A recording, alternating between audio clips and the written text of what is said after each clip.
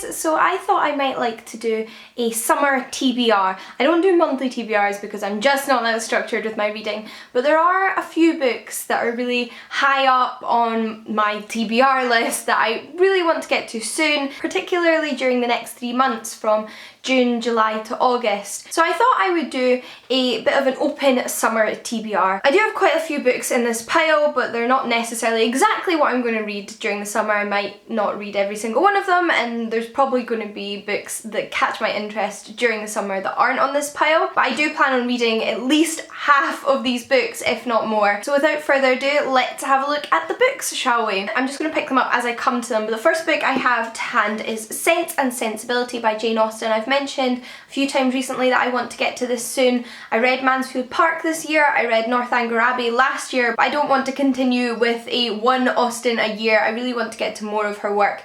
I find the experience of reading her work very comforting and uplifting and cheerful. Sense and Sensibility is my favourite on-screen adaptation of an Austen work I've ever seen, so I have really high hopes for the book. I hope it lives up to my expectations, and I'd really like to get to it this summer when it's all nice and sunny outside. The next two books have both been shortlisted for the Independent Book Awards, and the first one I'm already about 40% of the way through, and I'd just like to finish it obviously in the next month or so, and that is The Loney by Andrew Michael Hurley. This is a sort of horror mystery novel. It's narrated from a teenage boy's perspective who's a member of a very religious family, and they go on a sort of church group holiday with their priest to a spot called the Loney, which is supposed to have kind of religious power. Although the book is definitely mysterious up until this point, I haven't reached the kind of presumably unnerving or scary section yet, but I hear amazing things about it, so I'm intrigued to see where it goes. I also want to read One by Sarah Crossan. This is a young adult novel with a bit of a twist. I didn't realise this at first, but the whole book is written in verse, which made me all the more excited to read this. It's going to be a really interesting experience. I've obviously read a lot of epic poetry and narrative verses from antiquity, but I've never read a modern book quite like this. It follows two Siamese twins' first forays into the world of school. They have previously been homeschooled, and this is going to be their first experience in an actual school with other students. Again, I hear amazing things, and I'm so intrigued given the way it's formatted, so can't wait for this one. Next up is a book I'm actually planning on buddy reading with some other booktubers starting very soon. I may have already started when this video goes up, and that is Arcadia by Ian Pearce. This is a huge big book, but I'm hoping it's one of those stories that just completely encaptures you and you forget how long it is and want it to go on forever. It's somewhat inspired by Alice in Wonderland. It's about a young girl who disappears searching for her cat and ends up in a strange and mystical place, or at least that's one of the threads. I believe it follows a few different storylines that all kind of intertwine together. But next up I have a book that I'm planning on reading specifically in August because it's a book club book, and that is The Woman Warrior by Maxine Hong Kingston. This is a memoir by the author, although I believe from hearing other people talk about it, she plays with magic realism and it's maybe formatted in the idea of kind of short narratives that discuss different aspects, and she kind of straddles fiction and non-fiction a little bit, so sounds super intriguing. I haven't read it, so I don't actually know exactly how that's all going to work out, but Maxine Hong Kingston is an American Chinese woman, and she explores being an American Chinese woman and her family's own Chinese ancestry and women's lives in China, including the lives of people like her mother. So sounds super intriguing, and I'm really looking forward to getting to this one. I also have a couple of other book club books I plan on reading which I don't have physical copies of. The one I'm reading right now for the month of June is Who Fears Death by Nedia Corrifer, which is a fantastical dystopian-esque story. I literally have only read the first couple of pages, so I don't know too much more, but it's the first piece of genre fiction we're reading for the Feminist Orchestra book club, so I'm really excited not only to read it because I love myself some fantasy, dystopian, science fiction type works, and I also love books that play with feminist ideas, so I'm intrigued to see how those things all mesh together, and also kind of the discussion that arises from all of that. In July I'll be reading the collection of poetry for the book club, which is by Caroline Duffy and is called The Feminine Gospels. We're also reading Take It As a Compliment, which is a graphic novel that month, but I've already read it, so I feel like I don't need to put it on this TBR really. The next book I have in my pile is Human Acts by Han Kang.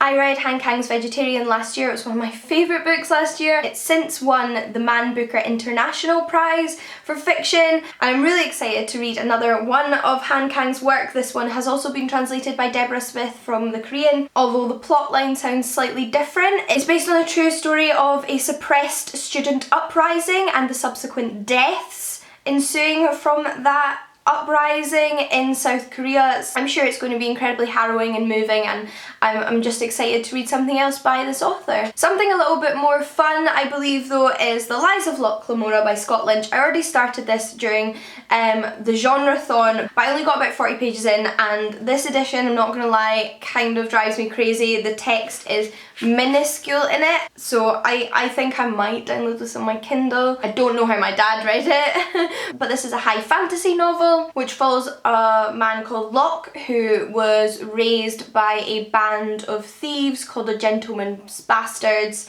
and I believe there's going to be more magic and stuff in it. There's only been little bits so far, but I hear amazing things. It's the first in a trilogy, so I'm really excited to finally know what all the hype is about, and I'm absolutely certain I'm going to love this one. You will have seen me make promises to read this next book in my last haul video, and that is Fingersmiths by Sarah Waters, so I won't say too much more about it here, but I've been meaning to read a Sarah Waters for ages. I finally have a paperback copy of one of her books, so it should be easier to lug around and get through, so that's my commitment. But there are a couple of other authors I really want to finally read books by this summer, and one of those is Jose Saramago. This is the one I think I'll read, although my dad has all of his works, so I may change my mind. But this is Death at Intervals, and it's set in a world where death ceases to happen, which kind of reminds me of the 4th season of Torchwood, although this came first. But I only hear amazing things about Jose Saramago. He won the Nobel Prize for Literature, and he's one of my parents' favourite authors, so definitely need to get around to reading one of his books this summer. Another book I have on the recommendation of my dad is The Corn King and the Spring Queen by Naomi Mitchison. This one's apparently set over the course of 2,000 years, it says on the back. It follows a young witch, and it's also partially set in antiquity. I know my dad mentioned perhaps the Spartans are somehow involved in this story. It sounds like a lot of interesting things going in on one volume. This again is another huge tome. It's about 650 pages with minuscule print, because apparently that's a thing. But Naomi Mitchison is also quite a important classic Scottish author in the sort of magic realism and fantasy genre as well, so I'd love to read one of her books, and I think I'm really going to enjoy it if I can just sit down and commit myself to such a big book. I am so bad with putting off big books, and I need to stop it. But so this video doesn't go on forever, I'm going to try and go through the next few really quickly. I have a John Burnside book, The Summer of Drowning, because I love John Burnside. I read 2 of his novels last year and I haven't gotten round to one yet, so